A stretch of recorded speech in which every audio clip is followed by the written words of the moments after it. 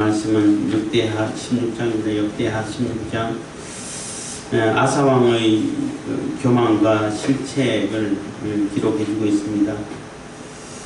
사람 평안하고 도움이 많고 권력이 탄탄하고 하면은 다 교만해지나 봐요.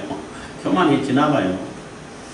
근데 가만히 생각해 보면은 하나님께서 평안을 주시고 은혜를 베풀어 주시고 걱정, 근심, 염려가 없게끔 만들어주시고 하면은 더 하나님께 집중하고 하나님 찬양하는데 오롯이 집중할 수 있고 다른 염려, 걱정 없으니까 더 그냥 평안한 마음으로 찬양할 수 있고 예배할 수 있고 더 하나님 말씀 들어서 또 하나님 말씀 연구할 시간까지도 있어질 것이고 이러면 더 집중할 수 있을 텐데 사람들은 그렇지 않나 봐요.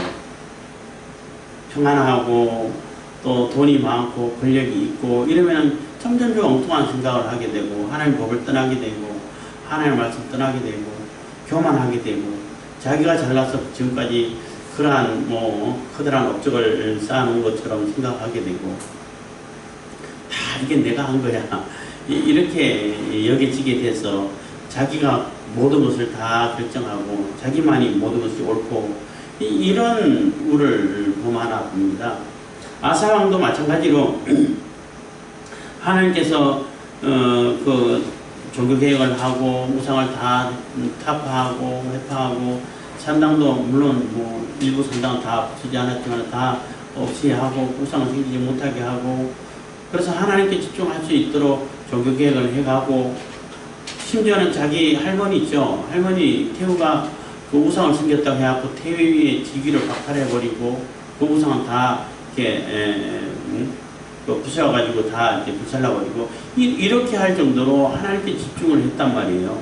그래서 1차, 2차로 나눠가지고 처음에 또 이렇게 우상을 다 이렇게 회파하고 다 우상을 다 척결하고 다 없애고 종교개혁을 해서 10년간 평안하게 지내고 10년 지나니까 한 10년 정도 되니까 백성들도 그렇고 아사왕도 그렇고 조금 해지지 않았을까 하는 생각 드는데 그때 또 애굽에서 또 100만 대군이란 그 엄청난 대군이 쳐들어와 가지고 4년 동안 전쟁하게 되고 그래서 다시 또 이게 선지자의 그 교훈을 받아 가지고 선지자의 그 권면을 따라서 다시 하나님께 집중할 수 있고 다시 종교 계획을 해서 하나님께 집중할 수 있도록 하고 그 이후로 또 10년간 또 평안을 얻게 되고 이런 모습을 보게 되는 것입니다. 근데 10년이 지나서 또 이게 교만하고 평안하고 이게 두 번이나 했으니까 이제 내가 할 일 다 했나 보다. 나는 하나님이 항상 함께 해주시고 내가 무슨 일을 해도 하나님께서 인정해 주실 거야. 이렇게 생각했었는지는 모르겠지만은 교만하게 되고 교만하다 보니까 하나님의 뜻을 받아서 하나님께 집중해야 되는데 그 북왕국 이스라엘의 왕 바사가 여기 쳐들어와서 성읍을 건축하려고 하고 쳐들어오고 하니까 그변하면 하나님께 의지하면 되죠. 그 많은 애국 군대들 엄청난 군대도 하나님께 의지해서 하나님께 맡기니까 다 이렇게 유다 손에 맡겨가지고 그들 다 물리치게 만들고 또 그들이 갖고 온 그런 전리품도 많이 챙길 수 있도록 만들어주고 하나님을 의지하면 되는데 지금은 하나님을 의지하는 것을 잊어버렸어요. 그래서 인간적인 그런 계략을 짜가지고 저기 그 아람왕 베나다에게 가가지고 많은 뇌물을 주면서 그 뇌물을 왜 줘요? 주기는 그때까지만 해도 아람 나라는 북왕국 이스라엘이 차지하고 있는 상업 교통요지가 되고 또 전략적으로 아주 중요한 기지가 되는 그러한 땅을 차지하고 싶은데 힘이 없어서 못 차지하고 이러고 있을 때였어요. 그래서 그렇게 큰 나라도 아니고 할 때 그래서 이스라엘이라든지 유다의 영향권 아래에서 그들의 눈치를 보면서 지내는 그러한 나라 수준밖에 안 됐는데 유다가 돈을 많이 퍼줬어. 그래서 일부러 키워주는 거예요. 그리고 이스라엘이 유다에 침략하기 위해서 집중하려고 거기서는 이미 동맹을 맺어놨기 때문에 안 쳐들어올 거라 생각하고 그 남쪽에 군사를 집중하니까 북쪽에 치는 건 일도 아니잖아요. 그 언약을 깨게 만들고 그렇게 해가지고 그 아람만 키워줬어요. 아람만 키워주고 뭐 유다는 그래도 뭐 북왕국 이스라엘이 가져다 놓은 그 돌이라든지 건축 자재들을 그걸 다시 옮겨와 가지고 방비하는 데 쓰긴 했습니다만은 그 정도 이익밖에 없어요. 그렇지만은 아람을 키워줘 버렸기 때문에 그 다음에는 아람의 침공을 염려해야 할 그런 걱정이 되는 그러한 상황을 만들어 버렸다는 겁니다. 그러니까 굉장히 어리석죠. 그래서 그게 어리석다라고 책망하고 있는 그러한 선지자를 또 이게 고개 가두고 왜 네가 뭔데 함부로 얘기해 감히 왕한테 이렇게 했는지 모르겠지만은 이제 하나님 말씀 듣지도 않아요. 그러다 보니까 결국은 병이 나고 발에 병이 났다 이런 표현을 쓰는데 아마 통풍이 아닐까 이렇게 추측을 하고 있습니다. 어쨌든 병이 나서 죽을 때까지 그 병치료를 하면서 죽어가는 그런 모습을 보고 죽은 이후에 또 그래도 전반적으로는 하나님 말씀대로 하나님 뜻을 받들어서 잘 이렇게 정책을 해왔기 때문에 백성들이 그래도 왕으로서 예우해주면서 이렇게 장례를 치르는 그런 모습을 기록해놨습니다. 그래서 어쨌든 하나님 말씀대로 집중해서 살아오던 그 아사 왕이 한순간에 교만해서 또 시간이 지나다 보니까 교만해져서 하나님을 의지하지 않고 또 불신앙적으로 또 비신앙적인 행적을 보이고 교만한 모습을 보이고 사람을 의지하고 해서 결국은 그게 올무가 되는 오히려 유다에 큰 해가 되는 일을 만들어 버렸다는 겁니다. 그래서 우리도 그러한 과정을 보면서 내가 잘 됐더라도 돈이 많아지고 또 권력도 생기고 뭐 건강해지고 염려 걱정 하나도 없어지고 다 해결돼서 그랬다 할지라도 오히려 그것을 인해 가지고 더 감사하고 더 하나님께 집중하고 하나님 일을 할 수 있는 것이 없을까 이렇게 찾아보고 이런 데 이렇게 관심을 가지는 것이 그게 바람직하고 올바른 것인데 돈이 많아지고 자꾸 뭐 이렇게 권력이 세지면 자꾸 엉뚱한 해서는 안 될 짓거리들을 사람들이 자꾸 눈을 돌려요. 특히 뭐 정치인들 보면 그런 거 많이 보잖아요. 뭐 돈 많은 사람들도 마찬가지고. 그래서 우리가 그러한 것을 교훈 삼아서 우리가 살아가야 될 것 같습니다. 16장 1절입니다. 아사왕 36년에 이스라엘 왕 바하사가 유다를 치러 올라와서 라마를 건축하여 사람을 유다왕 아사에게 왕래하지 못하게 하려 한지라 해서 아사왕 36년이라 했는데 아마 26년이 아닐까 26년 이때가 아닐까라고 추측을 해요. 그래서 36년 요거는 아마 필사자들이 이렇게 성경을 베껴 쓰는 사람들이 좀 착각해서 잘못 쓰지 않았을까 이렇게 얘기를 해요. 정확하게 날짜를 이렇게 뭐 단정 짓기는 어렵습니다만은 왜 그러냐 하면은 바하사가 그렇게 오래 살지를 못했어. 아사왕보다 훨씬 이렇게 아사왕이 훨씬 더 오래 살면서 이게 왕으로 살았는데 이렇게 산 기간이라 정치한 기간이라든지 이거 따져보면은 36년 때는 이미 바하사 왕이 죽고 없는 그 시기라고 하는데 그래서 잘 안 맞아 25년이 아닐까 이렇게 생각해요. 그러면 어느 정도 시간이 맞아가는 그러니까 어쨌든 간에 뭐 그거는 그렇게 뭐 너무 신경 안 써도 된다고 생각하더라도 그러니까 2차 종교개혁이 있은 다음에 한 10년이 지난 다음에 그때 이제 북왕국 그 이스라엘 바하사가 그 유다를 침공해 오려고 하는 겁니다. 침공하고 와가지고 거기서 라마를 건축해가지고 아예 그냥 그 유다로 자기 백성들이 넘어가지 못하게끔 이렇게 방비하는 그러한 모습을 보고 2절입니다. 아사가 여호와의 전 곡간과 왕궁 곡간의 은금을 취하여 다메섹에 그한 아람 왕 벤하닷에게 보내며 가로되 발음이 잘 안 됐어요. 죄송합니다. 예.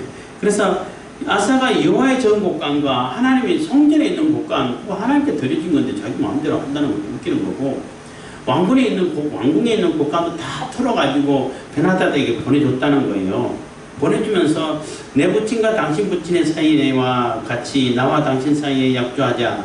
내가 당신에게 은금을 보내노니 와서 이스라엘 왕 바하사와 세운 약조를 깨뜨려 깨뜨려서 저로 나를 떠나게 하라 하며 베나다시 아사 왕의 말을 듣고 그 군대 장관들을 보내어 이스라엘 두 성읍을 치되 이온과 단과 아벨마임과 납달리의 모든 북부성을 쳤더니 해서 이게 참 유다가 아사 왕이 어리석은 것이 그 애굽의 군대들 부스의 군대들을 100만이나 되는 그런 군대들을 맞이했을 때도 하나님께 의지했을 때 하나님께서 다 막아주시고 그들을 이기게 해주셨는데 그럼 북왕국 이스라엘에 오면 하나님께 기도하고 하나님 의지할 생각을 해야죠. 근데 하나님의 전 성전에 있는 곡간도 털고 왕궁에 있는 곡간까지 다 털어가지고 베나다에게 왜 갖다 주냐는 거예요. 베나다는 그거 안 갖다 줘도 우리 조금만 뭐 그랬는지 몰라. 왜냐하면 안 갖다 주고 우리 나랑 이렇게 동맹을 맺고 이스라엘이랑 동맹을 끊고 침략해라 해도 어쩌면 덜었을지도 몰라요. 왜냐하면 지금 점령한 그 골들을 굉장히 탐내고 있었거든. 근데 그렇게 해도 뭐 옳은 방법은 아니죠. 아까도 얘기했습니다마는 베나닷이라는 그런 아람 왕은 아람 나라가 별로 큰 나라가 아니고 작은 그 규모의 나라고 뭐 부족국가 수준에서 조금 더 큰 정도라 해야 되나 하여튼 그 정도 수준인데 지금 경제 상업로라든지 아주 전략적인 군사적인 요충지라든지 이런 성을 탐내고 있었던 상황이란 말이에요. 그런데 지금 아사가 많은 응급 보물을 돈을 많이 갖다 주고 돈 많이 갖다 주니까 그거 안 갖다 줘도 그것 좀 우리랑 협력해가지고 이스라엘 칩시다 하면 칠 수 있을 그런 마음을 갖고 있는데 왜냐하면 그 성업들이 너무나 탐나니까 그 딱 중요한 요충지를 차지하고 있으면 돈도 많이 벌게 되고 또 군사적으로 아주 유리하고 하기 때문에 그럴 텐데 돈도 엄청 갖다 주면서 하자니까 당장 하죠 당연히. 그런데 우리 국제정세를 생각해 볼 때 요즘 이제 뭐 유튜브를 통해 갖고 국제정세 강의를 좀 듣고 하다 보니까 아 이렇게 되는구나 조금 이제 생각하게 되는데 국제정세에도 안 맞아요. 가까이 있는 나라는 절대 키워주면 안 돼.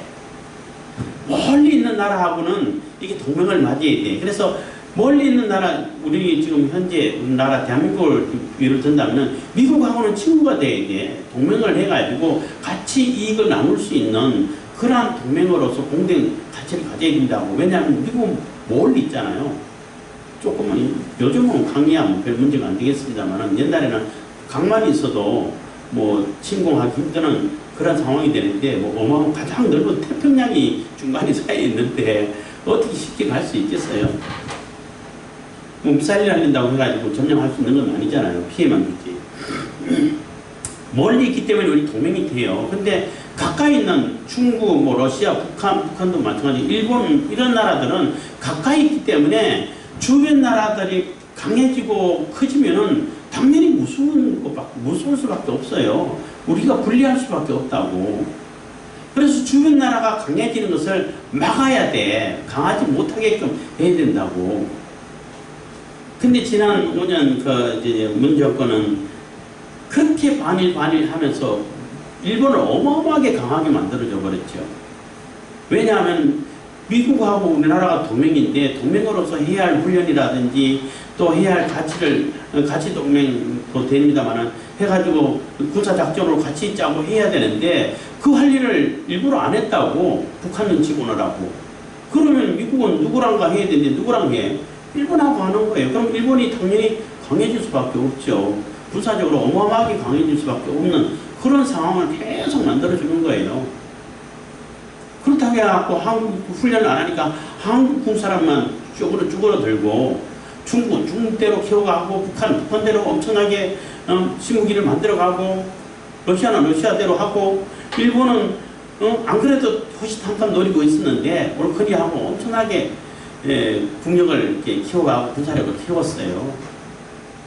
그러니까 일본 입장에서는 문재인만큼 좋은 이웃나라 지도자는 없죠. 잘 바보스럽게 컨셉을 내세워가지고 정치를 하고 있다 보니까 잘 이용만 하면은 뭐 어마어마하게 일본의 이득이 많이 떨어지는데, 그래서 많이 이득을 챙겼어요. 챙기고 군사력도 어마어마하게 강하게 만들었어요. 바보라는 거죠. 물론 일본하고 우리는 우방이기 때문에 뭐 지금 당장 싸울 일은 없지만은 미국 때문에 안 싸우는 거예요. 미국이 빠지면은 먼저 싸워도 금방 싸울 수 있는 상태가 되어버리는 겁니다. 그래도 우방이라 할지라도 일본이 우리가 크면 우리가 불편해지고 한국이 크면 일본이 불편해지고 그런 관계가 돼 있어요. 근데 가까이 있는 나라는 절대 키워주면 안 돼요. 그 상태에서 머물러 있으라 그러면 우리가 커야지. 우리가 크고 우리를 키워가지고 또 미국하고 이제 동맹을 맺어가지고 주변 나라들을 꼼짝 못하게끔 함부로 이렇게 전쟁을 일으키지 못하는 억지력을 채워가야 되는 거지.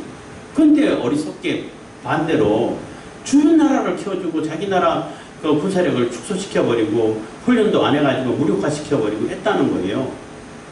그게 바보라는 거죠. 근데 유다가 지금 그 꼴을 하고 있는 거예요.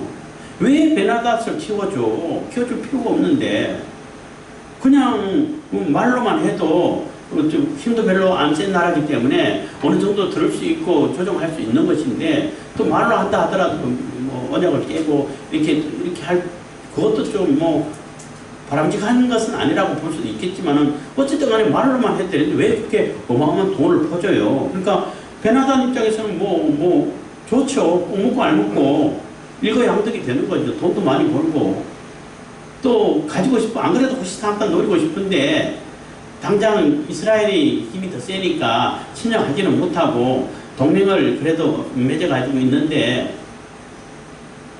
그래서 호시탐탐 노리고 있는데 유다가 얼큰이 돈도 많이 갖다 주고 같이 동맹하자. 이스라엘처럼 하니까 얼른 치지요. 그 올라가면 치고 삼키지. 그리고 이스라엘은 거기는 동맹 맺었기 때문에 안 치도록 올 거라 생각하고 군사력은 남쪽으로 다 빼버렸는데 얼마나 쉽겠어요. 그래서 베나닷이 크고 아람이 크는 계기를 만들어줘 버린 거예요. 그래서 어리석다는 것입니다. 그래서 그러한 일들을 만들어진 상태인데 아사는 그거는 생각하지 못하고 있다는 겁니다. 그러니까 어리석어져 버린 거죠. 교만하면 어리석어지는 겁니다. 4절입니다. 베나닷이 아사왕의 말을 듣고 그 군대 장관들을 보내어 이스라엘 두어 성을 치되 이온과 단과 아벨마임과 납달리의 모든 국고성을 쳤더니 5절 바사가 듣고 라마 건축하는 일을 파하여 그 공력을 그친지라. 아사왕이 온 유다 무리를 거느리고 바사가 라마를 건축하던 돌과 제목을 수원하여 갔다가 운반했다는 얘기입니다. 수원하여다가 게바와 미스바를 건축하였더라. 그래서 그 건축 재료 좀 얻어가지고 침공 안 해주고 그 건축하는 거 그거 하려고 그런 엄청난 어리석은 짓을 했다는 거예요. 7절입니다. 이때에 선견자 하나니가 유다왕 아사에게 나와서 이르되 왕이 아람 왕을 의지하고 왕의 하나님 여호와를 의지하지 아니함으로 아람 왕의 군대가 왕의 손에서 벗어난다이다. 이제는 그렇게 확 키워져 버렸기 때문에 이제는 유다의 영향권에서 벗어나 버렸다는 거예요. 더 이상 말 안 듣게 되어 버렸고 오히려 유다를 또 아니면 이스라엘을 위협할 정도로 커져 버렸다는 얘기예요. 그러니까 그게 얼마나 어리석고 바보짓을 했냐는 거죠. 8절입니다. 구스 사람과 루 사람의 군대가 크지 아니하며 말과 병거가 심히 많지 아니하되니까. 이거 구스 사람과 루 사람 군대 이게 그 이집트 군대를 얘기하는 거예요. 이집트 군대를 얘기하는 겁니다. 그래서 굳이 구스 사람은 그 앞장에 나와 있지만은 룹 사람은 뭐 처음 나오는 얘기죠. 근데 똑같이 있었던 군대 장관들인데 왜 두 사람을 굳이 끄집어내가지고 얘기하냐면은 이스라엘과 베나닷 아람이 쳐들어온다 할지라도 얘기가 되는 거예요. 두 나라가 되잖아요. 두 왕이 되는데 두 군대 장관 엄청나게 많은 군대를 끌고 100만이나 되는 군대를 끌고 와가지고 대적했는데도 하나님께서 막아주지 아니하셨냐 라고 하기 위해 가지고 그 두 사람을 이렇게 분리해서 쓰고 있는 것입니다. 그래서 구스 사람과 루 사람의 군대가 크지 아니하며 말과 병거가 심히 많지 아니하되이까 그러나 왕이 여호와를 의지한 고로 여호와께서 왕의 손에 붙이셨나이다. 그래서 그들은 왕의 손에 붙이셔가지고 다 물리치고 그들이 가져온 그런 전리품들 많이 챙기지 않았냐는 거예요. 9절입니다. 여호와의 눈은 온 땅을 두루 감찰하사 전심으로 자기에게 향하는 자를 위하여 능력을 베푸시나니 이런 왕이 망령 때에 행하였은즉 이후부터는 왕에게 전쟁이 있으리이다 하며 그래서 결국은 하나님은 다 감찰하시고 다 살펴보시고 다 이렇게 전쟁을 주관하시는 하나님이시고 능력을 베푸시는 하나님이신데 그 하나님을 의지하지 않고 왜 쓸데없이 그 아람을 의지하려고 하고 바보 같은 짓을 했냐는 거예요. 그 바보 같은 짓을 했기 때문에 지금부터 계속 전쟁이 있을 거라는 거죠. 그 약해져 버렸기 때문에 뭐 이스라엘도 저쪽으로 올라가볼 거고 또 갑자기 세졌기 때문에 그 아람도 호시탐탐 노려서 침공해오려고 그러고 이제 전쟁이 그치지 않는 상태가 되어버렸다는 겁니다. 굉장히 어리석고 스스로 올무를 만들어버린 거죠. 10절입니다. 아사가 노하여 선견자를 옥에 가두었으니 이는 그 말에 크게 노하였음이며 그때 아사가 또 몇 백성을 학대하였더라. 그래서 그러한 충원을 하고 있는데 하나님 말씀을 들고 하나님 말씀으로 이렇게 그들을 공고를 하고 있고 또 이게 뭐 얘기를 해주는 걸 뭐라 그러죠? 갑자기 생각이 안 나요.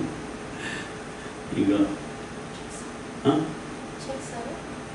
책사가 아니고 책사는 선자니까 이 말씀이 왕이 잘못됐다는 걸 지적해주는 그런 말을 이렇게 충만이라고 그 생각밖에 안 나는데 어쨌든 하나님 말씀으로 이게 잘못됐고 왕이 지금 옳지 못하는 바람직하지 못하고 어리석은 짓을 했습니다. 망할 때에 행했다는 얘기는 어리석은 그러한 정책을 폈습니다. 행동을 했습니다 하는 얘기잖아요. 그랬습니다 하니까 아사 왕이 그 선견자 하나님의 선지자의 말을 듣지 않고 그들을 옥에 가둬버렸다는 거예요. 여기서 말하는 선견자하고 선지자하고는 거의 같은 역할을 하는 직분인데 굳이 조금 분류를 한다 그러면은 선견자 하면 볼견자잖아요. 어떤 환상이라든지 하나님께 보여주는 이상을 통해 가지고 이게 하나님 메시지를 전하는 내 중점이 그렇다고 하나님 말씀 안 듣는다는 건 아니에요. 그들에게도 하나님 말씀 임하시고 그 말씀으로 증거해요. 근데 그 중점이 포인트가 주로 이제 이상이라든지 환상을 주로 가지고 이제 전하는 그러한 상황을 보고 그러한 사람들에게 선견자라는 표현을 많이 쓰게 되고 선지자는 주로 이제 말씀을 듣고 말씀으로 하나님 말씀으로 증거하는 이런 자들이 보고 선지자라고 그래요. 선지자도 물론 환상을 보고 이상을 볼 때도 있어요. 그렇기 때문에 뭐 비슷비슷한데 굳이 따지면 그렇다는 것입니다. 그래서 어쨌든 이 선견자를 옥에 가둬버리고 그 말에 크게 노하였기 때문에 막 기분 나빴다는 겁니다. 가둬버리니까 그 백성 중에도 아니 왜 선지자 하나님의 선지자를 가두면 어떡합니까? 그 말씀을 들어야죠. 하나님 말씀을 전하고 말씀으로 책망하고 또 그 바로 세우려고 하는 이 나라를 바로게 가게 하려고 하는 그러한 충원을 듣지는 못할 망정 그 가두면 어떡합니까 하고 백성들이 또 이렇게 일어서서 또 나섰지 않았겠어요? 그 백성들까지 다 이게 옥에 가두고 압박을 하고 핍박을 했다는 겁니다. 학대를 했다는 거죠. 학대했다면 옥에 가는 것보다 더 심하게 됐다는 얘기가 되는데 그러니까 얼마나 어리석냐는 거죠. 이게 지금까지 하나님을 의지해가지고 많은 평안을 누리고 많은 복을 누리고 또 많은 혜택을 입고 주변 나라들이 감히 접근해오지 못하는 그러한 엄청난 하나님의 보호가 임하는 것을 경험했는데 왜 마지막에 가가지고는 자기가 얼마나 잘났으면 얼마나 잘났게 뭐 잘난 것도 별로 없지만은 하나님의 은혜라는 것을 인정하지 못하니까 내가 한 것이고 내가 이만한 능력을 가져서 이런 생각을 어리석은 생각을 하니까 이런 어리석은 정책이 나오는 겁니다. 실책이 나오는 거예요. 그래서 하나님의 선지자까지 다 옥에 가둬버리고 또 충원하고 있는 백성들까지 학대를 하고 이런 상황이 되니까 하나님 징계를 받겠죠. 그래서 그때부터 또 이게 병이 나서 이제 죽을 때까지 이제 41년까지 했으니까 39년에 했으니까 한 3년 정도, 3, 4년 정도 이렇게 병을 앓다하게 죽은 것 같아요. 11절 아사의 시종 행정은 유다와 이스라엘 11개에 기록되니라. 아사가 왕이 된 지 39년에 그 발이 병들어 심히 중하나 병이 있을 때에 제가 여호와께 구하지 아니하고 의원들에게 구하였더라. 그래서 병이 들어가지고 막 엄청나게 고통스럽고 통풍이라는 병이 저는 모르겠습니다만 제가 우리 동기 목사님 한번 알은 적이 있어가지고 얘기 들어보면은 참 살짝 스쳐도 바람만 스쳐도 아프다는 거예요. 그렇게 힘들다는 거예요. 그렇게 했으면은 하나님께 회개하고 하나님께서 내가 잘못한 것에 대해서 깨우치시는구나 하고 깨닫고 하나님께 들어와야 되는데 끝까지 하나님께 안 들어오고 굳이 의원들에게 의지한다는 거예요. 물론 의원을 무시하는 건 아니죠. 무시하는 건 아닌데 하나님을 의지하면서 의원의 도움을 받아야 되는 것이지 우리가 병원에 가고 의료시설을 이용하는 데 있어서도 심지어는 감기를 할지라도 하나님이 감기 들었습니다. 병원 가가지고 의사의 총결을 통해 가지고 저를 고쳐주십시오. 이게 맞는 자세예요. 뭐 옛날에 본 방송에서 봤습니다만 하나님께서 고쳐주시니까 나 병원 절대 안 가도 돼. 병원 필요 없어. 병원에 가서 우선 그 속에 있는 물이 차가지고 있는데 그거라도 빼면은 낫다고 그거라도 빼주지 않으니까 안 된다고 뭐 그런 것을 잠깐 본 적이 있는데 그것도 옳지 않아요. 그래서 병원도 의사들도 하나님께서 지혜를 주셔가지고 다 세우는 거잖아요. 하나님을 의지하는 가운데 모든 것을 하나님께서 주관하십니다. 단지 의사들이라든지 병원이라든지 학원 그 하나님께서 쓰시는 도구로 써주십시오. 이렇게 기도하는 것이 맞는 거죠. 근데 하나님이 아예 잊어버리고 하나님께 구할 생각 안 해놓고 오로지 의원들에게 의사들에게만 모든 것을 맡겨. 의사들이 뭐 전능한가요? 의사들도 한계가 있어요. 그래서 제가 자주 이런 얘기 나올 때마다 하는 얘기인데 의사들도 자기 한계를 깨닫고 이거는 내 한계가 아닙니다 라고 이렇게 선언해 줄 수 있는 의사가 훌륭한 의사예요. 하지도 못하면서 계속 이거 해보자 저거 해보자 이렇게 해보자 저렇게 해보자 실험하고 있어. 그러면 그 암 환자들이 얼마나 고생하다가 제가 아는 후배 목사님 한 분은 차라리 그냥 죽었으면 좋겠다는 거예요. 너무 힘들고 고통스럽다는 거예요. 그 항암 치료하는데 결국 그분 돌아가셨어요. 돌아가셨는데 그분의 특징은 뭐냐면은 주변 사람 아무 얘기도 안 들어. 오로지 그 무식한 심지어는 돌팔인지도 모르는 그 의사 말만 들어. 이렇게 해야 되니까 이렇게 하고 저렇게 해보자 저렇게 하고 그러니까 낫나요? 의사의 한계를 이미 지났는데 하나님을 의지하고 하나님 찾고 하나님께 더 이상 의학적으로는 고칠 수 없다라는 것을 인정해 줬으면은 내가 더 이상 병원에 가서 못 고치는구나. 그럼 하나님께 의지해서 하나님께서 이 병을 하나님께 맡겨봐야겠다. 하나님을 의지하고 하나님만 바라보고 하나님께 데려가시면 난 기쁘게 가고 건강을 회복시켜 주시면 회복시켜 주신 대로 내게 남은 사명을 감당하고 이런 마음을 가지고 하나님을 바라보고 있어야 되는데 하나님 바라보지 않아. 오로지 그 의사가 하나님이야. 그 의사가 다 고칠 수 있나요? 그래서 그게 너무나 안타까웠는데 결국 돌아가셨습니다. 이 아사왕도 똑같다는 얘기예요. 그렇게 해서는 안 됐죠. 그래서 결국 죽었어요. 아사가 위에 있은 지 41년에 죽어 그 열조와 함께 자매 다윗성에 자기를 위하여 파두었던 묘실에 무리가 장사하되 그 시체를 법대로 만든 각양 향재료를 가득히 채운 상에 두고 또 위하여 많은 분양하였더라. 그래서 위하여 많은 분양했다는 얘기는 그만큼 예를 갖춰줬다는 얘기예요.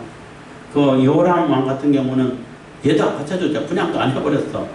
너무나 악하게 하고 또 옳은 정치를 안 했기 때문에 뭐 이런 경우가 있었는데 그래도 하나님 말씀대로 잘 이끌어 거의 전반적으로는 잘 이끌어 왔잖아요. 거기에 대한 예를 갖춰주고 또 이렇게 분양을 해준 그런 모습을 봅니다만은 마지막 순간까지 사람이 다 완전하지 않기 때문에 넘어질 수 있고 실수할 수 있어요. 잘못 생각할 수 있고 잠깐 어리석을 수 있는데 하나님께서 깨우침을 주시기 위해서 이렇게 징계를 할 때는 얼른 깨닫고 돌아오는 것이 그게 지혜인 거죠.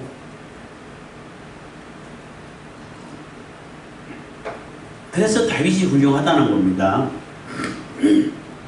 다윗도 아주 참 입에 담기도 민망할 정도로 그런 죄를 범했죠. 범했는데 선지자가 지적할 때 당신이 그 사람입니다. 지적할 때에 감히 내가 왕인데 이런 소리 안 하고 바로 그게 엎드려서 제가 죄인입니다. 잘못했습니다. 또 회개하잖아요. 그게 훌륭한 겁니다. 그래서 우리도 마찬가지로 하나님께서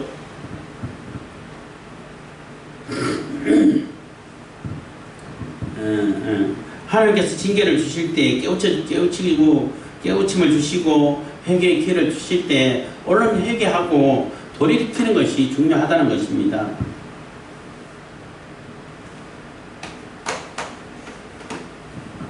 그래서 처음에 얘기했던 것처럼 우리가 잘 되고 하나님께서 복을 베풀어 주셔가지고 권력도 있고 돈도 많고 할 때에도 절대 그 교만한 생각하지 말고 어리석은 생각하지 말고 이거 다 하나님께 주신 거기 때문에 하나님을 찬양하는데 하나님을 기쁘게 하는데 하나님의 사업을 하는데 이런데 내가 더 쓰임받을 수 있지 않을까, 내가 하나님 말씀 더 집중하지 할 수 있도록 이렇게 평안을 주셨구나 감사하면서 이렇게 찬양하는 이 방향으로 잡으셔야지.